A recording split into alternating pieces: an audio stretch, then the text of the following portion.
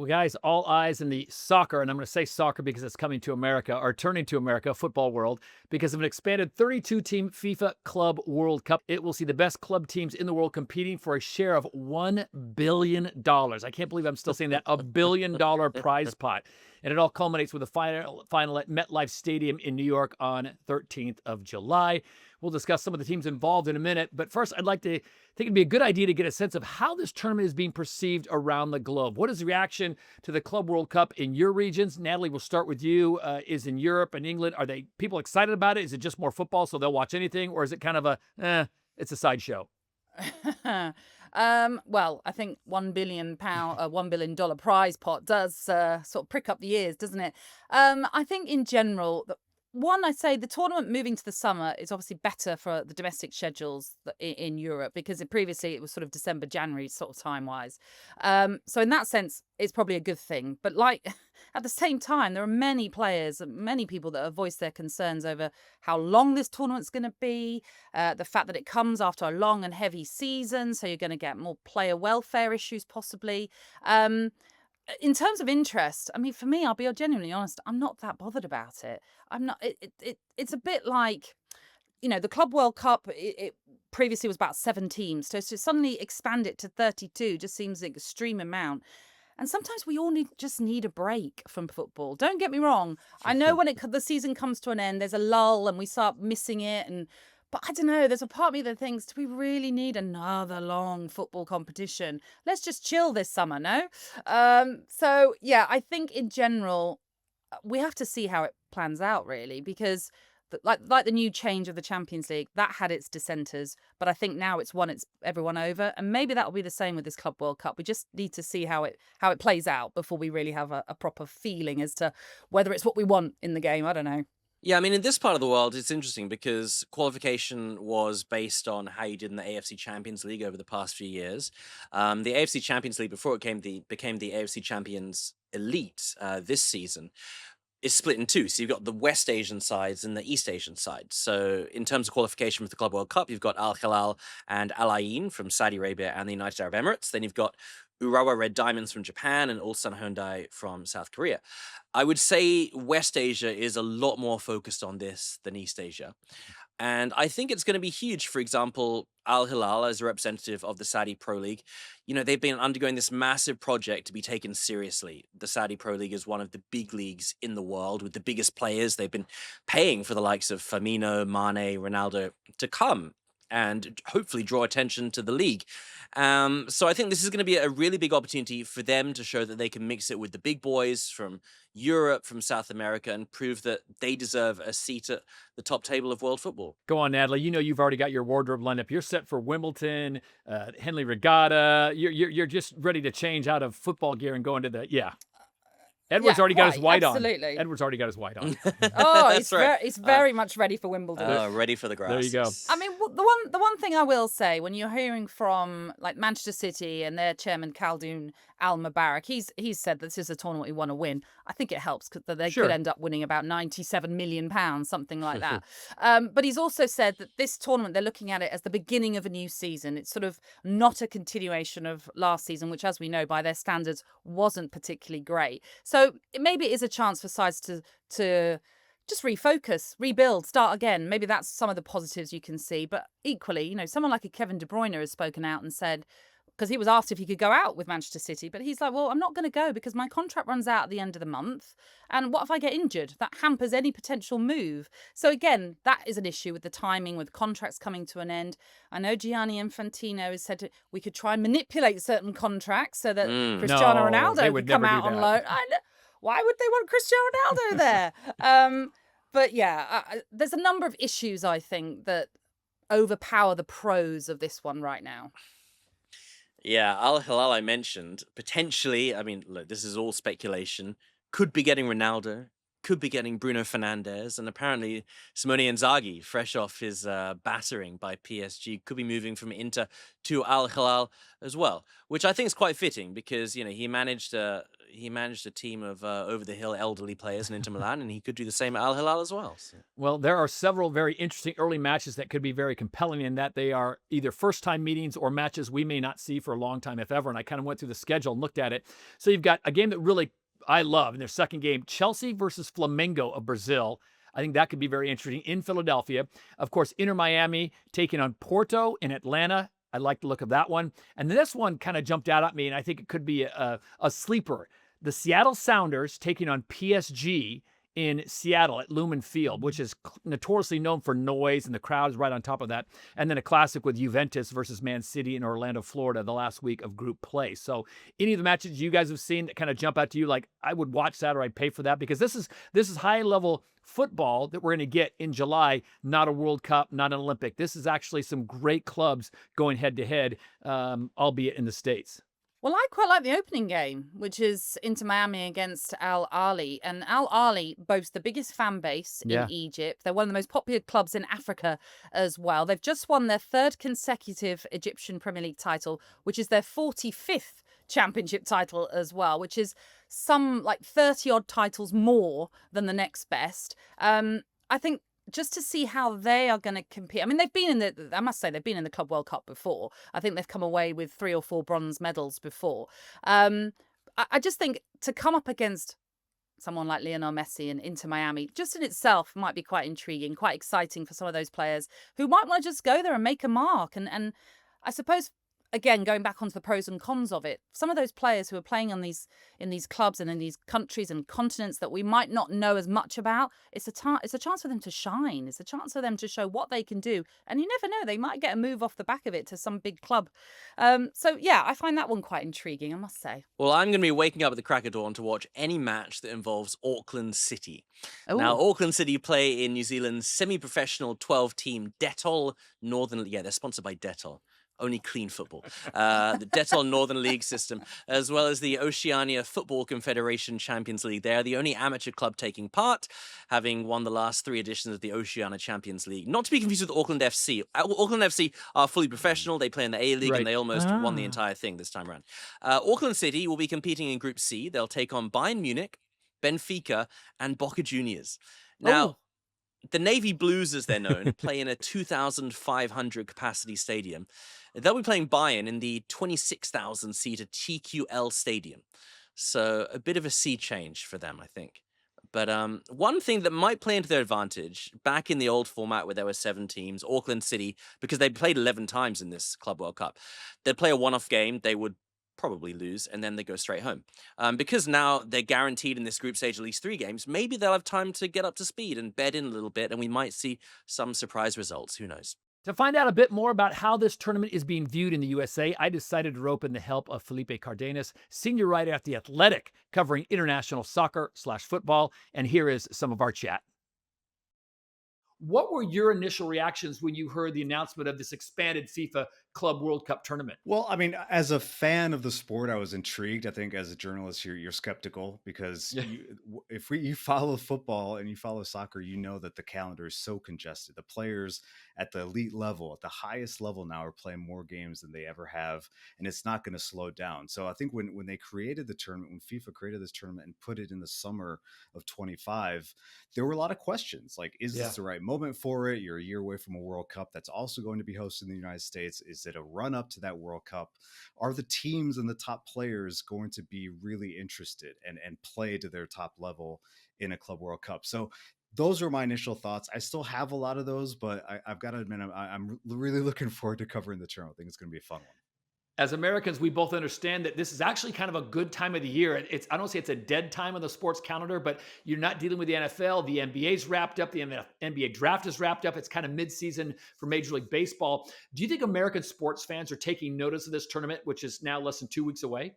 I think the fans that are big soccer fans that follow the Premier League, that have their club, or even the countless, the thousands of millions of fans that follow Real Madrid or Manchester City, these big clubs that have big fan bases places in the US. Anytime they come and play here for a summer friendly, they sell out. They sold out the big Yeah. house in Ann Arbor. I mean, it's pretty incredible what those teams draw. So I think those fans will be engaged. Is the casual fan interested? Is perhaps the fan that only follows international soccer, that is only a fan of the US men's national team or the women's national team, will they engage?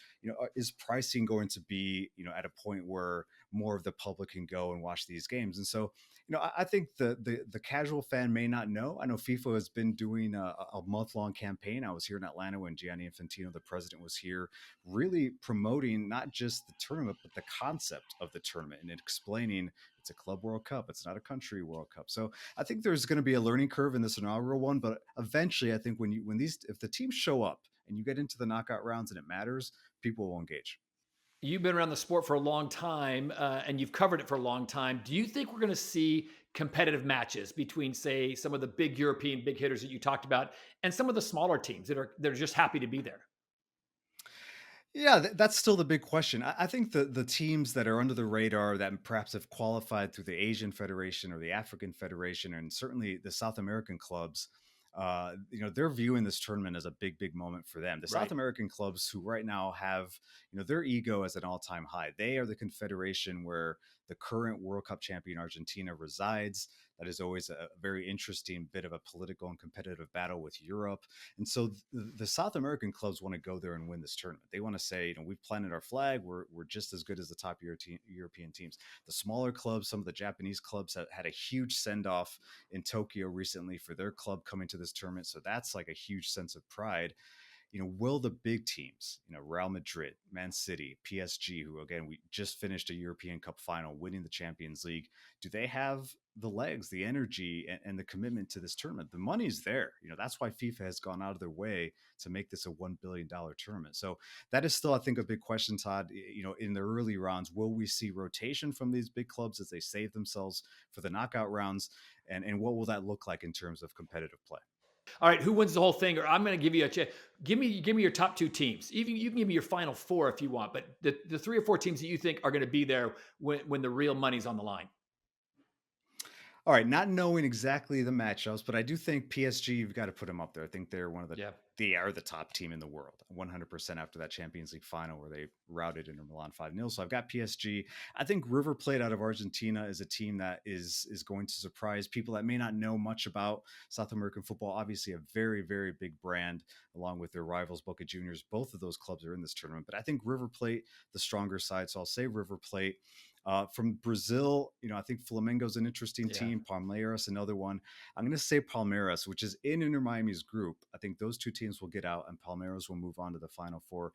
And listen, if Man City and PSG don't have to meet anywhere in the middle, you would think that Man City will be up for this. I think with not winning the Premier League, being dumped out of the Champions League, there are some big clubs where this is it. This is your trophy for 25. And I think Man City will be one of those clubs that will really go for it. Felipe Cardenas, we'll be reading all your great work on The Athletic as you cover this tournament, and we appreciate you joining us on This Sporting Planet. Thank you, Todd. And our thanks to Felipe as ever. You can hear my full chat with him over on This Sporting Planet's YouTube channel. So, a lot to digest there. Natalie, start with you. Is this a case where you could see the situation of, and for lack of better terms, hired guns? People coming off of a contract. I've got a window. Hey, why not go play for someone for £8 million for 3 weeks and then see what happens? Well, I think if Gianni Infantino had his way, then yeah, of course. Because he wants the biggest stars there. Right. So it kind of makes sense. But equally, I mean, obviously you're going down some huge legal ramifications and the clubs that, I mean, I can only imagine this will only affect players who are coming to an end of a contract rather than players who are still within a contract, because otherwise that their parent club, no way you're going to risk one of their star players going to the Club World Cup for just a short space of time where they could pick up an injury, like we've mentioned before with Kevin De Bruyne saying it. I think what you can see is what was already happening. We've got a bonus transfer window already in place. It's only open for 10 days or so that clubs within the Club World Cup can strengthen, although any club can strengthen during this period too. And that's why Real Madrid paid £10 million to get Trent Alexander-Arnold out of his contract early, because his contract was going to end at the end of June, but they were so keen to get him to Real Madrid for this Club World Cup that they were happy to pay 10 million, and 10 million against 100 million pounds that you might win. You're going to take that risk. But ultimately, guns for hire? Oh, I'm not sure. Not sure how I feel about it, just because I think you're just manipulating the system, aren't you? And it's all to the benefit, for me anyway, all for the benefit of FIFA at the end of the day. And I'm not sure I want that to happen. I think it works for free agents who don't have a parent club and don't have anywhere else to go. Sure, like Jamie Vardy, he's finished with Leicester. He's not doing anything. He hasn't signed for a new club as of yet. Sure, earn a lot of money, go play at the Club World Cup for Auckland City for a bit. Well, actually, they probably wouldn't be able to afford him, but Yeah. a bigger club. And then once that finishes, get on with your life and go to the club that you were going to join straight off the back of Leicester. So I think that works. Yeah, but it's it's all becoming a bit FIFA career mode, isn't it? Like Yeah. when I Yeah. play as Scunthorpe and then sign Ronaldo and Messi and have them on the same team, it's not sustainable, surely. I think if there's a way to do it, I think a lot of the folks in management and legal at MLS teams have already thought about it. Bringing a superstar on to play, let's say for LAFC in this would just put bums in the seats, and it could be it's a nice landing spot. I mean, look at Messi, a nice landing spot to go to Miami and get paid out by Apple money and Inter Miami money, and it's a nice place to wrap up your career. Los Angeles, there's worse places to go. But I'm with Natalie on this one. It just seems a little convoluted, a little just doesn't have a genuine feel about it. Yeah, it just seems murky. And as we've already said, any of those players that do sign a short-term contract, if they get injured, then that scuppers their season going forward. Yeah. And I'm just not sure. I think you'll find all the sort of FIFA Pro, so all the player agencies across the board will just come together and say, this is not right. I was just going to say, then you have all the agents' fees and you've got the image rights, but you've only bought their image rights for a month or a tournament. Yeah, it gets very confusing.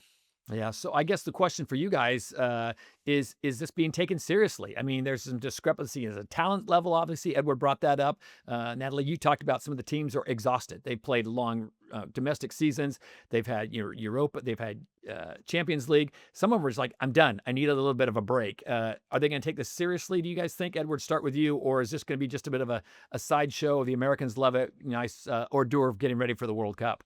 I think the players will take it seriously to an extent. You want to impress your manager, and I think, as Natalie said earlier, you might have some fringe players who are going to take this as an opportunity perhaps to claim a starting berth for the next season. And I don't know what's built into their contracts. If they have their performance bonuses, then hey, they'll probably get a windfall if they win this tournament as well. But I can't see them going 100% with the new season starting so soon, but maybe like 80 or 90%. It's weird though, isn't it? Because it's that money, it's that carrot that is being dangled. And as I was saying before, I think with Manchester City and Chelsea, the two Premier League representatives, if either of them go on to win it, they could earn up to £100 million. So you imagine the bonuses within that would be massive. And if you compare that to the 2023 Club World Cup, the prize pot was only 16 million. So it's blown it out of the water. And I wouldn't be surprised if clubs are sort of saying to their players, we really need to win this one. It really helps us if we win this. What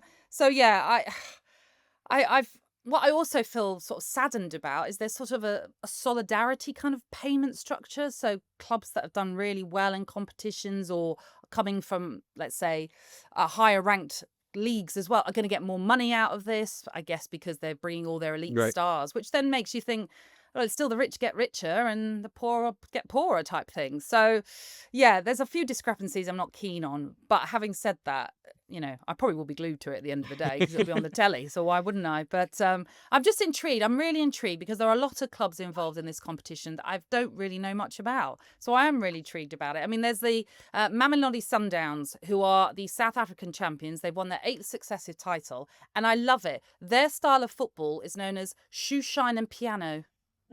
No idea what that means. Which is kind of like it's basically tiki-taki type football. Wow. That's how it. But one of their previous coaches referred to it as shoe shine and piano. I quite like it.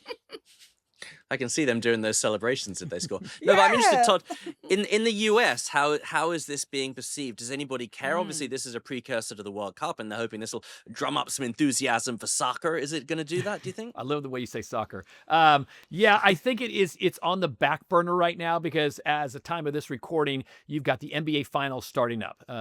You've got Oklahoma City taking on Indiana Pacers. You've got the Stanley Cup Final, which is now starting up. You've got Florida taking on Edmonton. A lot of interest in that. You're coming to the midseason of Major League Baseball, so the All-Star break's coming up as well. So it's out there. It's just not on the front burner right now, and I think it's going to take a few more weeks until it is. I think when the teams start arriving in the U.S. and you start seeing, the video that we'll get of teams at airports coming in and the superstars of the football world on U.S. soil, it'll be a bigger deal. And I think it's at a great time. That's one thing I do think they did well. They picked the best time to do it in the States because July is kind of quiet.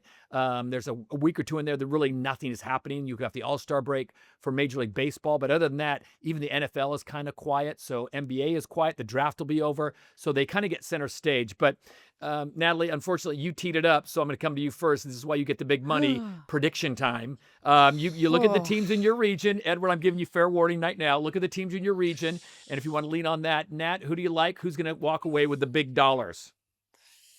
Well, first of all, I was going to say, and I know you said July is often quiet. I guess that is in a sporting context because otherwise you just get an influx of tourists. I mean, that's where we all go, don't we? In July, do we go to America? Goodness me, it's very difficult to look past any of the European sides. I have a feeling PSG might be a little jaded with all of their celebrations, so I'm not going to back them. But I sort of think I'm really intrigued to see how Xavi Alonso is going to get on at at Real Madrid, I should say, taking over as he has done, bringing in Trent Alexander-Arnold, as I've said, paying that contract off early to get him in, kind of tells you they're taking this one seriously. So I'm going to go for Real Madrid, I think. Probably, I mean, it's not way out there, is it? It's Real Madrid. But way to go out on a limb, Natalie. I know. Well, you said take a look at the teams in your region. I'm going to be honest, Todd. Nobody from Asia is going to win it. I think PSG will. I totally get what you're saying, Natalie, that they're going to be a little bit jaded. But, following the Champions League victory, Luis Enrique was straight on the microphone saying Club World Cup will be the cherry on the cake after the treble success. And I think they're going to take it seriously. And I think he's got the players. We talked about the fact they're also young, who've got that drive and got that engine to get through another tournament. So they're my favorites to win, I think. I'm kind of with you guys in that I think the European teams bring in so much talent and depth that even if their superstars aren't playing, 70, 80 minutes a game match, they're going to bring up a lot of young talent, which is still maybe better than some of the talent on the starting lineups for MLS teams. But for some reason, I've got a feeling that the South American teams are going to do well. I like that Brazil's bringing 4 really good teams with Palmeiras, Flamingos, Fluminense, and Botafogo. And I like the Mexican teams. I think Pachuca, Monterrey could make some noise. If I had to pick a dark horse, I'm going to go with LAFC. Just because they barely got into the tournament. Are they riding some momentum? Are they going to do something special? We shall see. But I just don't know if they have the horses to go deep with the European teams. So that's where